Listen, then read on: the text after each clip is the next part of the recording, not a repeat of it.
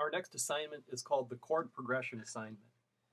The purpose of this assignment is to show that we know what root movement really means. And we're going to do this by illustrating all the root movements of all diatonic triads. Most of them will be in root position.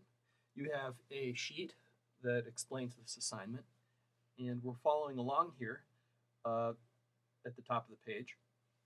Notice that the assignment is to illustrate all root movements in major and minor keys with each diatonic triad. Use every major and minor key. That means all of them.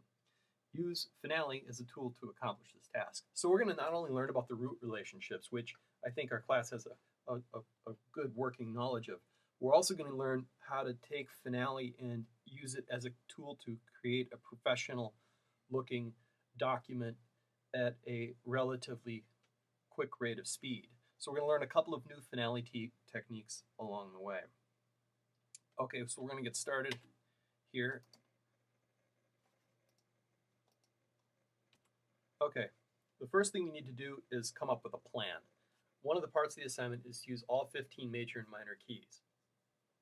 So each set of root relationships, major keys and minor keys, has 5 areas. So somehow we have to distribute our various keys amongst those 5 areas. All right, but we also have to think about how to maintain the spacing of the chord so that it doesn't get too high or too low for the various parts. So there's going to be some real critical thinking about this going on. So what I would do is maybe take a pencil and go around the circle of fifths. For instance, under major keys, circle progression on part 1, master chord of Roman numerals. Maybe 1 to 4, 2 to 5, and 3 to 6. Maybe put all those in C, and then 5 to 1, and then going on 1 to 5. Maybe put those in G, and just kind of work around the circle of fifths, grouping them in groups of 2s and 3s, and that way you can get through that part of the assignment using all of the different major keys. And finale really helps us do this because it has the circle of fifths built into it. Okay, so creating a plan. Next, we want to have Benward chapters 9 and 10 available for us in case we get stuck with the voice leading rules. Most of these chords are in root position, and they go according to his voice leading practices. Okay, so that's something that I think that once we get started will be easy enough to do. Okay, now we want to start by constructing our chord progressions and just taking the first progression here as an example. We want to set up our staff paper such that we have grand staff with C major as our starting key. So why don't we do that? Let's write down that. Maybe pause the video at this point while you get your paper together. And now that we have our paper together, we can start with the bass line. So our first chord progression is circle progression 1 to 4. So we're going to write the first scale degree as a half note with the stem down in the bass clef, okay? And we're going to write the next note will be the 4th scale degree, which is in this case F.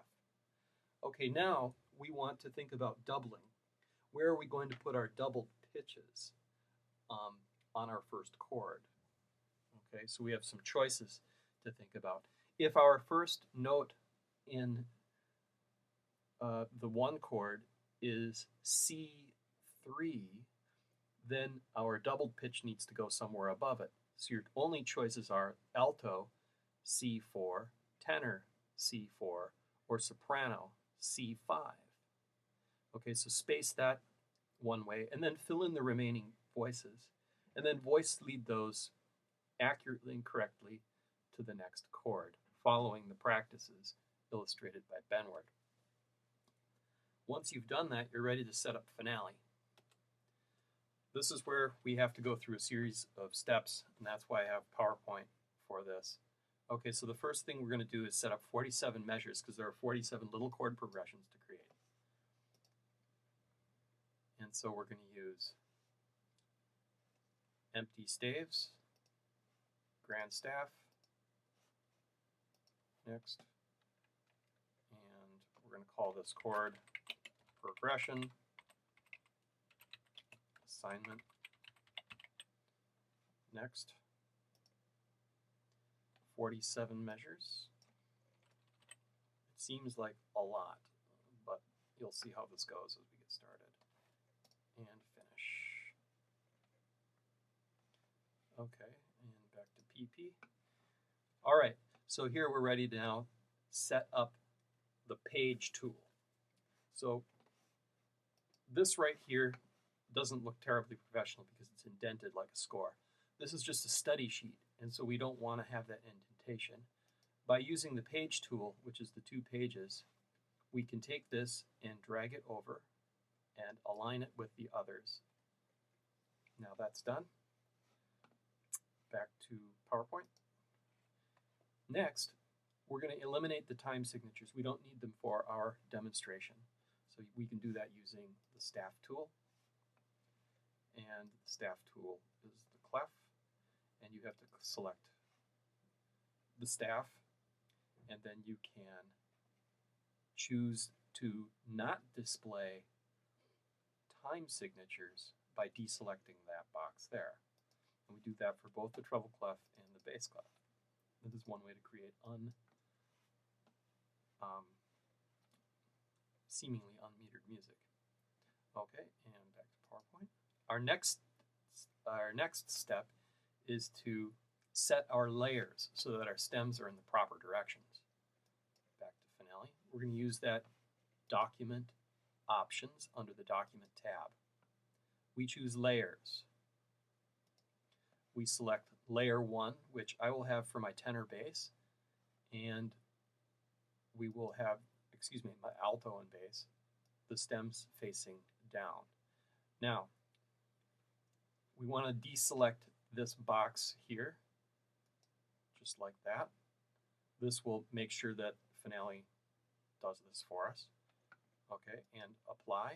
Next, layer 2 will be soprano and alto. They will be up, and deselect, and apply. Next step, in the document options box, we need to set our key signatures. Finale likes to put courtesy key signatures, okay? So we're going to take away these boxes, just like that, and that will cause fewer problems, and apply. And okay. Next step, save a copy at this point. We don't want to have to go back and do this all over again. So save your chord progression assignment in a safe place. Okay, back to PowerPoint. Our next step is going to be, okay, we did this, we set the layers, and we turned the courtesy accidental off. Next step is to load the figured bass library. Under File, Load Library, Chord Suffixes, Figured Bass, and Open. Okay, you probably didn't see it do anything, but we'll see what it does, how it worked later. Okay, now we're ready to start entering our first mini progression in. Let's make this nice and big so we can all see.